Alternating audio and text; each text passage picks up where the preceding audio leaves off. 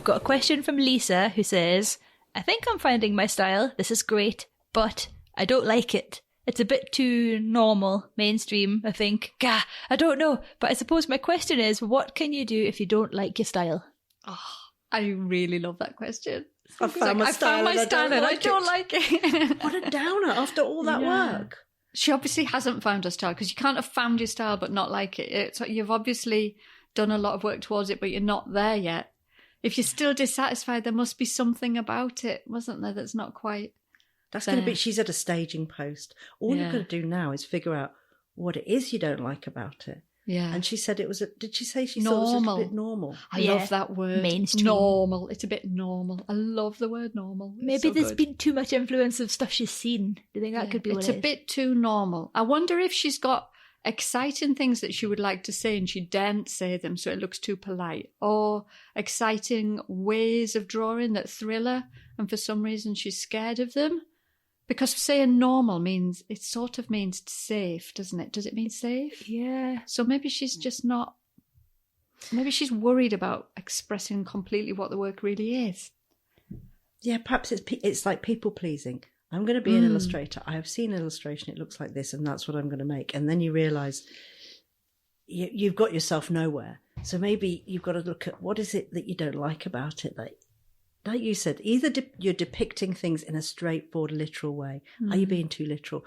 Or is it that it's got no texture, for example? And you think, what if this was much more juicy with an interesting line or an interesting texture? So maybe go and look up those things and find out what you like. What is it you actually like? And maybe you're not doing it in your work. It makes me think of two discussions that we had recently with people on the good ship. So when we were doing our one-on-one mentoring, we had that fantastic illustrator who does really graphic, abstract, beautiful design-led colour stuff. Was that Emma Tripolini? Yeah. Her gorgeous, gorgeous work. But then when we looked at her website, and she won't mind us saying this because we chatted to her about it, and she said, yes, this is spot on. We looked on her website, and in amongst all of the really brave, abstract, beautiful colour, not all of it was abstract, some of it was really beautiful, big, chunky animals constructed out of collage. Anyway, there were some drawings on the website that they're not there now, because I went and had a look the other day to see if she took our advice, that were... They were normal. They were kind of not as exciting as the other work, because it looked like she'd looked at the world of picture books and thought, publishers want backgrounds, and therefore I need to... She'd kind of overworked some drawings, and we asked her whether she felt that's what publishers will want rather than what she does. And she said that's exactly it. And we said, take that off the website, because I think publishers... that might be your perception, but I think publishers will be much more excited about the work the way it is naturally. And I think that's a trap you can fall into, isn't it? Of thinking... You're working towards what you think the market wants, rather than being truly yourself and having fun and making images you want, that the market goes, oh, God, that's interesting. That's Maybe you could try and squeeze that into whatever it is, editorial or picture book. But you've got to make the work and signpost it first, rather than trying to please art directors. That's what the freak flag's all about, isn't it? Like, flying your freak flag is being yourself first, and you being so yourself and so comfortable is magnetic, rather than being like, do you like this? And we were talking to Chris Haughton the other night, weren't we, on the Zoom call, and he was saying that when he first decided he would like to get into children's books, he went to Bologna and he saw that most of the UK publishers at the time, and I remember this because I was starting out then too, were quite safe, and a lot of it was watercolour and ink. And he knew his work wasn't like that, and he didn't think he could fit in there. So instead of thinking, well, how can I change my work to fit in there? He just went and looked on a wider... He looked at publishers from all over the world instead of trying to fit into the British market. So he got his first book published with a Korean publisher, and then a British publisher saw it and was willing to take the risk. It was completely different, really different to anything else that was being published, very unusual. But they took the risk, and so he's remained himself. He's kept his voice, and he hasn't tried to be something that he wasn't. I love that. It was so clear cut, because Chris's work was completely different to what was in the market. Like you say, you knock on enough doors until the kind of creative, progressive Korean publisher says, yes, I'll do it. Then it appears on all the markets, and no one can get enough of Chris's work now. He's almost redefined what children's picture books can be, based on what you might think would be quite an abstract approach. And in many ways, it was like Emma's work, the woman we were talking about earlier. Those images were very singular, like just an elephant made out of bits of paper or just a coffee pot.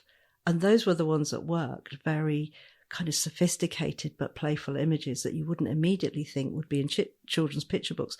And Chris is much the same.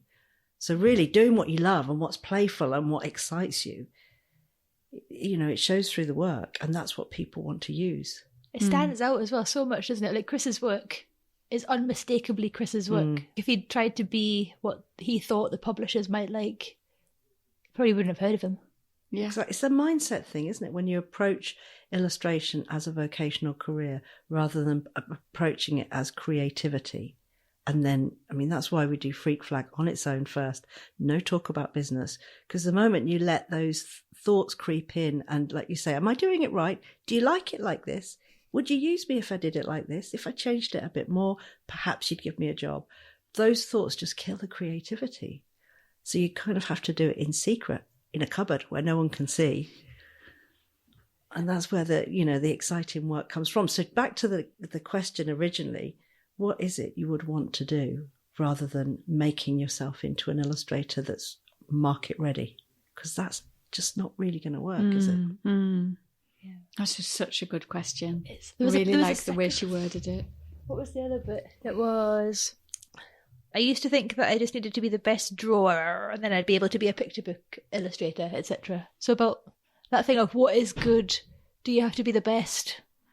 What is a good drawing? Anyway, have to be the best drawer. That's a really good question as well, because it's difficult to know whether that person means, do they consider good drawing to be technically correct drawing or realistic drawing? What is good drawing? That's a massive question. It's like when you show a relative and they're like, oh, that must have taken hours. It's so good. It's good because it took ages. It's not good because it's quirky or really related to you and how it's drawing language, isn't it? And even if you don't draw, it still goes back to someone like Chris Haughton or Emma's collages. There's not a huge amount of drawing in Emma's collages. If you look at people who are drawing through ripping up bits of paper, their images are visually exciting because they're brave and playful. They're not trying to depict reality perfectly.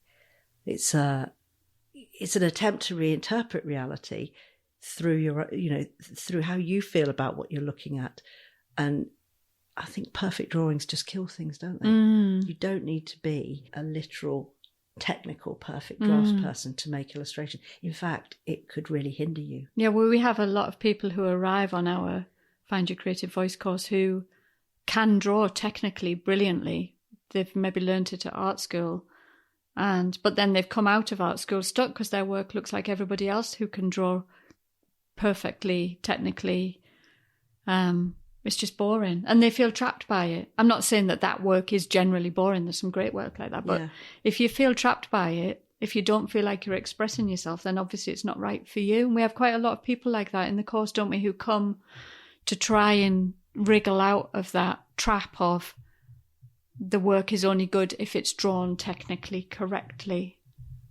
It's finding that bridge, isn't it? Yeah, like you say, wriggle out of the trap and find the bridge between what is it you want to say and what images do you want to depict, and how do you bring your personality into that? Are you just saying, here, look, here's a picture of 3 people by a fountain with a dog? Or is this a picture of 2 weird people and a beautiful kind of playful child and the dog jumping into the fountain? Action is happening. Impossible things that you couldn't necessarily draw, and you're bringing some new dynamic to it, some new creativity. It's finding your creativity, isn't it, beyond drawing? There's that thing as well. If you get really good, if you are technically really good and you can do any style, and you fall into the trap or whatever, the thing of when a client is like, oh, you're really easy to work with and you can do anything.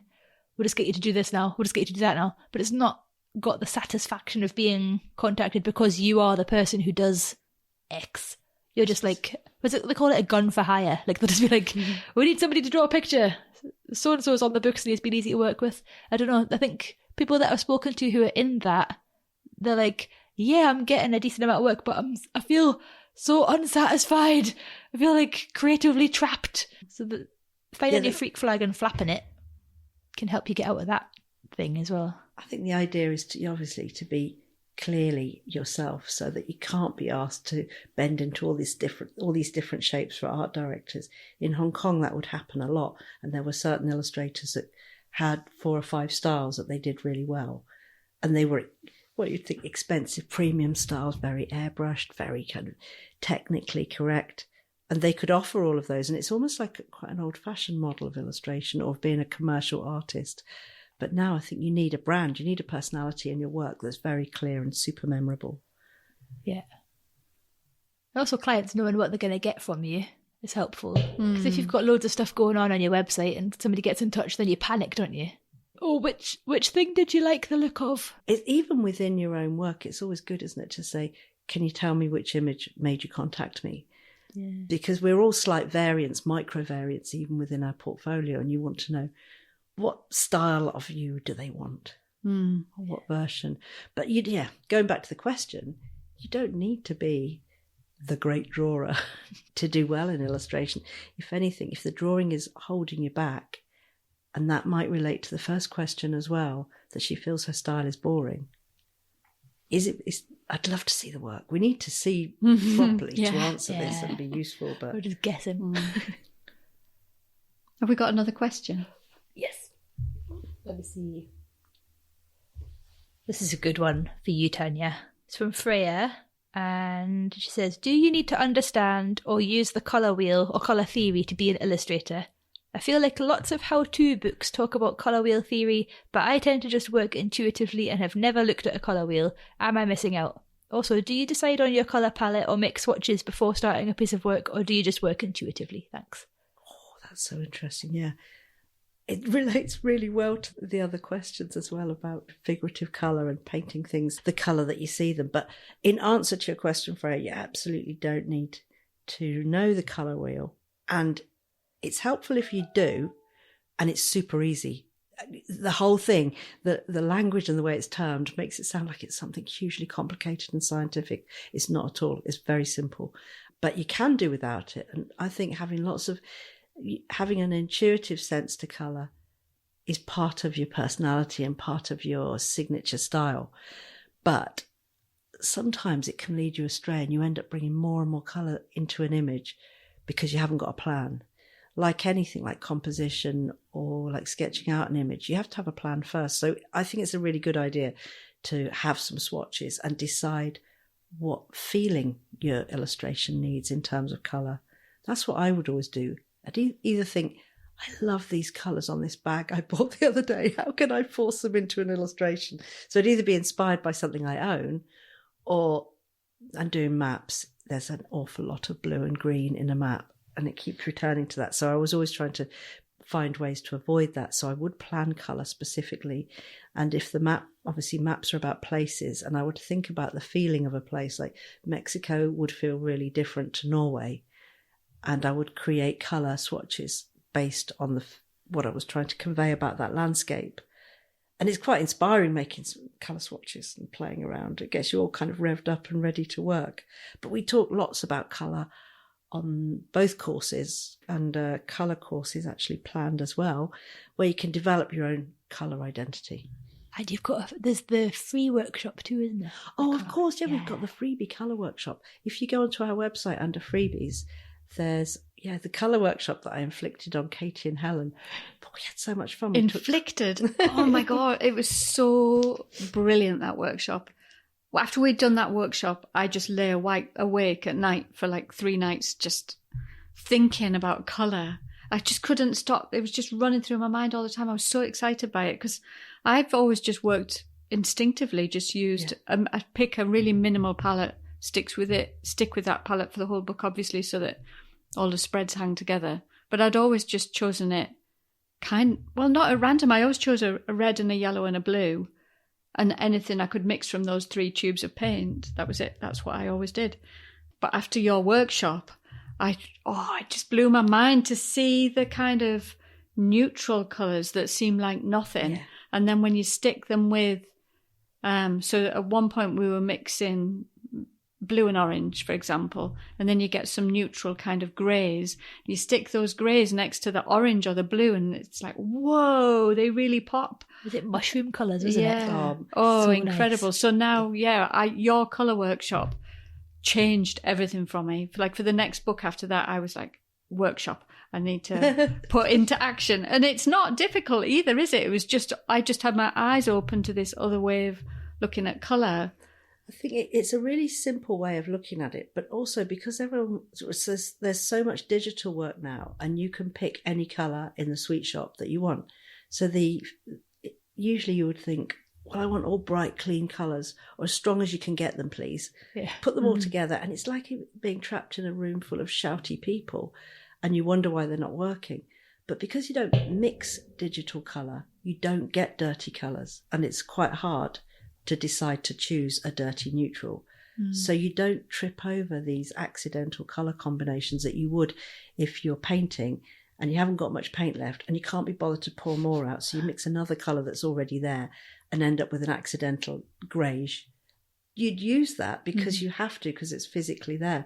So I think our approach to colour has entirely changed based on digital colour, because no one will willingly pick those kind of things. So you don't often see in digital painting really organic, natural colours the way you would see them, I don't know, on an old textile or a Moroccan mosaic, because that was all that you could get. And our mixing abilities gave us a different set of choices that can actually be more beautiful, more creative, have more sense of humanity. I don't know, they're just more organic. Digital can push you into a really fake technical colour range, which is great if you're dealing with images that require that. But if you're trying to convey something else, which is softer or more gentle or more natural, it's quite counterintuitive to try and do that with a digital palette. That's why you have to make swatches, so that you train yourself and say, I'm not going to move beyond these 4 swatches. I'll keep it limited, as Helen says, so a book can remain consistent. Or as an illustrator, your portfolio remains relatively consistent. But if you can choose anything in the sweet shop, you can often roll out of control. So maybe it's a good idea, if you work digitally, to mix the colours on a piece of paper in the old-fashioned way with paint, and then maybe take a scan or a photo of that, and then use your eyedropper tool to take out the colours that you're going to use. Do you do that? I have done that, yeah. That's what I've been thinking, to avoid the digital trap. I mean, you can do lots of nice things with digital, but with the colour workshop showing you how neutrals are actually nice, if you can take that in your brain to your iPad or to Photoshop and remember to practice it, you can get those nicer colours. Well, nicer, that's a bit subjective, isn't it? It's so nice to get off your screen though as well, isn't it? Get your paints out and then splodge around, make a palette, and then take it into the iPad or whatever if you want to. But it's a good way, just rather than saying, let's pick all the juicy, bright colours from the colour wheel because I can. Yeah. But even just starting with the colour wheel is an interesting place to play with colours, because if you just say you can only have you can only have what's opposite on the colour wheel to begin with, and then next time you say you can only have the neighbours on the colour wheel, and you can create different palettes that way. I remember when we were at college, we were taught, and I'm going to do this, I think, on the colour course. You got blue and an orange, and you had to mix little percentages of each till they met in the middle. And it took a whole morning. I remember sitting in foundation course doing this, thinking, why are we doing this? This seems so... But it was a brilliant discipline, and to learn how complementary colours can meet in the middle and what a range you have between. And it makes them all harmonious, and you can use all of the colours that you've created from just two paints. You can use all of those in one image, and it will hold together and not kind of jar. Yeah, I like that, because I think if you limit your palette, because I'm back to working on, I did go through quite a big digital phase, but I'm back to working on paper again. I really like to limit my palette to 3 tubes of paint. And then if I want green, I can't then bring in a different yellow or a different blue to make that green. I have to use the yellow and the blue I've got. And if that's too bright, then I need to take the edge off it with the red or the orange or whatever my warm colour is. And so, because you're not bringing in another pigment from somewhere else, you can mix all of the colours.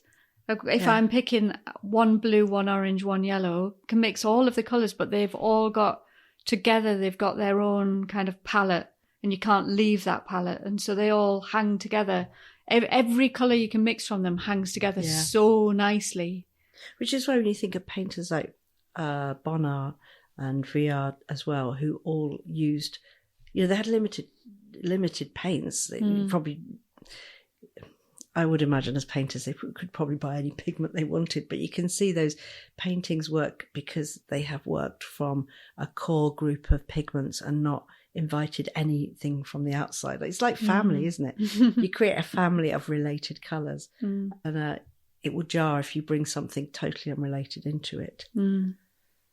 So what was the question again? Do you need to know the colour wheel? Yeah. So I think learn, glance at the rules, do the colour workshop because it's free anyway, and then forget everything you've learned and carry on. It's like with everything you say, Katie, don't hold the bar of soap too tight. Yeah. Let it wash over your brain, and then you probably remember some good bits. I think we show the colour wheel on that for about all of 4 minutes. Then you're done. Yeah. Then it's 25 minutes just mixing paints and having a lovely time and coming up with great ideas from your colours. Yeah. We'll put the link in the show notes so you can look at it. Yeah. Okay. Bye-bye. See you next week. Bye.